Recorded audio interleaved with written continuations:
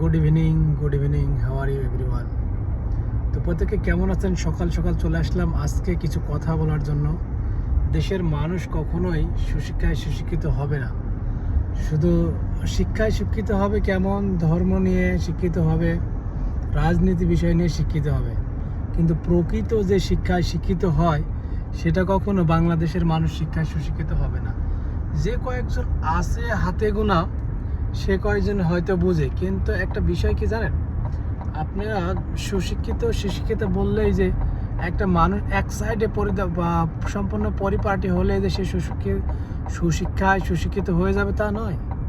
তাকে অনেক বিষয়ে জ্ঞান অর্জন করতে হবে, সারা দুনিয়া সম্পর্কে, তবেই তো সে হবে সুশিক্ষিত এবং সুশিক্ষায় সুশিক্ষিত। মাদার অফ ইন্ডিয়া যে আছে, দেখুন ভাই, আমি আমার বাংলাদেশের মানুষকে বলবো অবশ্যই সুশিক্ষায় সুশিক্ষিত হওয়ার জন্য। কেননা এই যে আমাদের দেশে দাঙ্গা ফ্যাসাদ এইগুলো হয় শুধুমাত্র ধর্মীয় গোঁড়ামির কারণে।